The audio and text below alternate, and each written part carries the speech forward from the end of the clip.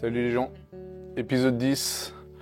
Alors aujourd'hui on s'occupe d'un gros morceau puisqu'on va parler de poils de masse. Pourquoi on le fait maintenant? Parce que c'est une grosse pièce qui, là, limite fait partie du gros œuvre. Vous allez voir, ça va être un gros morceau. Donc là on en est au tout début, ça devrait durer quelques jours. Moi en attendant, j'ai enfin libéré cette poutre là. Bon, j'ai pas tout filmé parce que c'était un peu dangereux et j'ai oublié, tout simplement. Voilà, donc ça nous permet quand même de voir la fameuse pierre un peu mieux. Aujourd'hui, c'est poils de masse.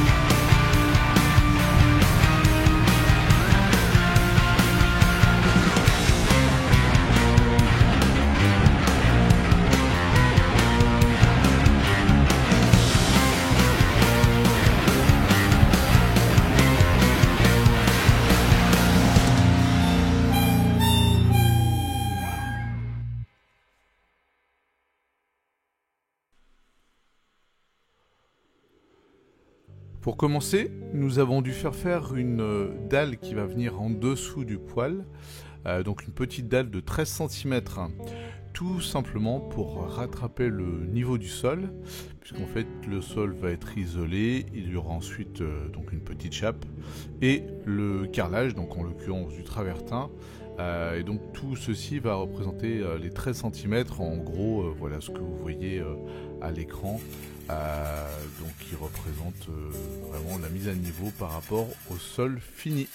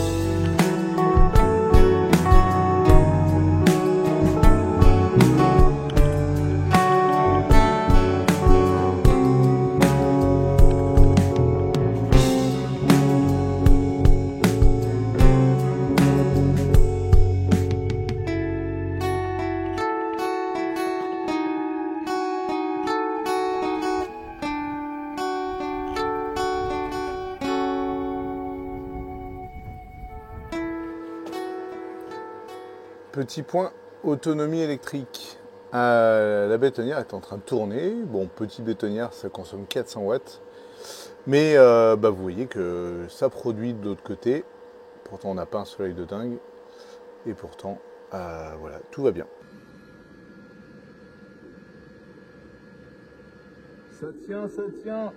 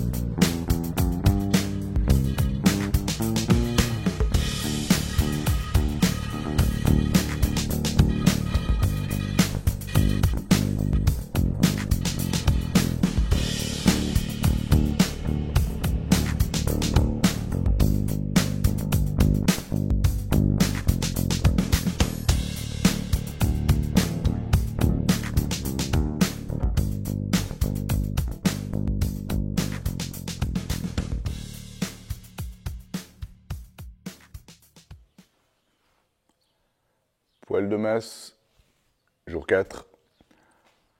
Vous voyez donc le corps de chauffe ici, on va dire en jaune ocre, qui a donc été terminé. Et donc aujourd'hui, ils attaquent l'habillage, donc en briques, je vais dire classique. Là, on est vraiment sur l'habillage pour entourer le corps de chauffe. Et il nous restera après par la suite à faire tout ce qui est extraction de fumée. Voilà. En tout cas, ça a de la gueule, ça prend de la place, mais c'est le but. Ça va être vraiment une grosse masse pour chauffer la grange.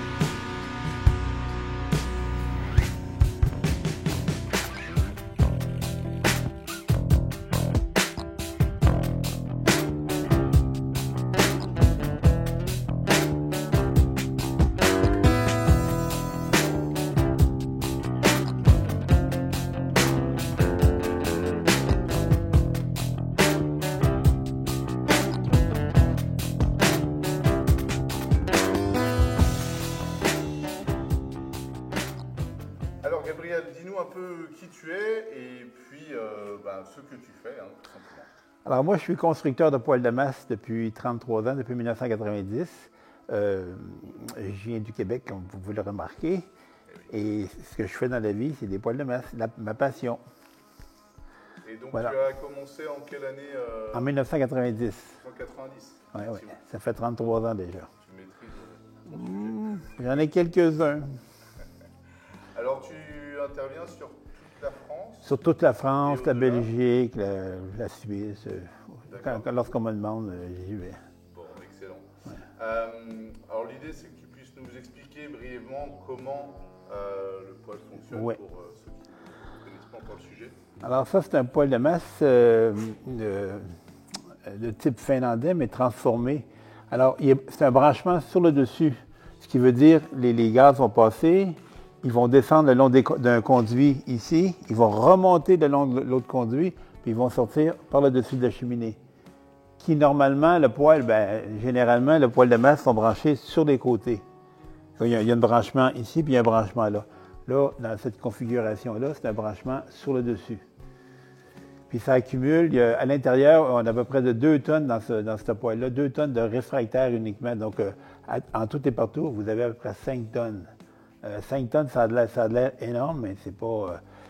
c'est que la masse, les 9 à 12 bûches qu'on va mettre dedans, qu'on met dedans, ça va durer 1 heure, une demi-heure de braise, mais pendant 24, 36 heures, 48 heures, sans que vous ayez à rajouter du bois, il va chauffer votre maison. Mais par rayonnement et par convection douce. C'est pour ça que moi, c'est intitulé les foyers authentiques de masse thermique. C'est du vrai rayonnement. Donc, il n'y a pas de chaleur. Si vous mettez un thermomètre à 30 cm du plancher, 30 cm en haut, il y a 7 mètres ici, vous allez avoir 1 degré Celsius de différence. Lui, il ne dégage pas de chaleur, c'est l'air froid qui vient chercher la chaleur autour du poêle puis qui se promène naturellement dans la maison. Ça, c'est 40 de l'énergie et 60 de l'énergie, c'est du vrai rayonnement, comme le soleil. Donc, tu es capable de chauffer de gros... Ah oui, avec lui, on chauffe facilement 300 mètres carrés. Oui, effectivement. 300 mètres carrés. L'important, c'est que, puis quelle que soit la configuration, moi, après toutes ces années, j'en ai fait dans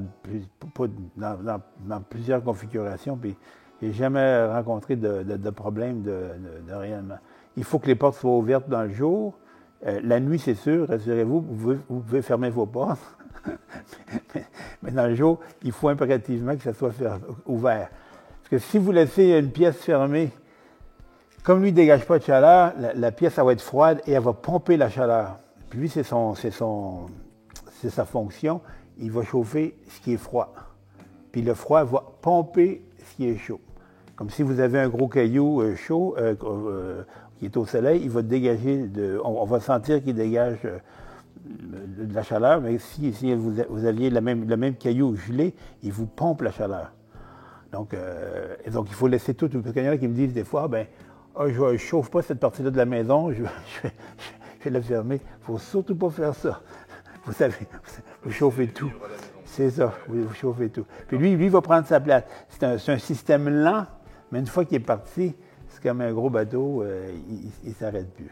Alors, tu peux nous rappeler les dimensions à peu près, en tout cas de cette configuration? C'est 1,20 m par 1,20 m par 90 par 2,20 m, mais lui, vu qu'il est branché ci-dessus, c'est 2,40 m. D'accord, oui, on a un petit rajout au-dessus. Oui, un petit rajout au-dessus. Voilà. Un bon rajout. Voilà. Est-ce qu'il y a d'autres choses à rajouter sur le fonctionnement? Bon, de toute façon, les gens intéressés, oui. On va laisser tes coordonnées, ils t'appellent.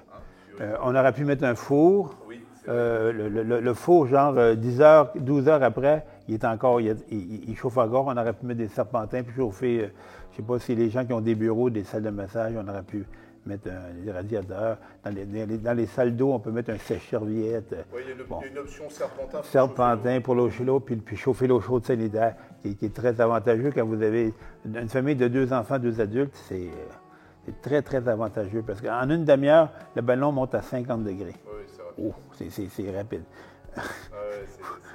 Ça peut être sympathique. C'est ça, c'est rentable. Bon, en tout cas, nous, on va laisser toutes les coordonnées. Les gens peuvent t'appeler. Tu risques d'avoir quelques coups de fil, évidemment. Bon, tu es déjà, précisons-le, très chargé. Depuis le COVID, c'est ça, on dirait que les gens ne croient plus au système, ou je ne sais pas, mais ils veulent être autonomes. Oui, mais c'est... Il n'y a jamais eu autant de demandes que depuis le COVID. Bon, c'est comme ça. Avant ça, je n'avais quand même, mais là, c'est l'explosion. Bon, en tout cas, merci pour tout ça. Et puis, on laisse les gens te contacter. On a les coordonnées juste après la vidéo. Juste une chose précisée. Lui, il est censé être enduit.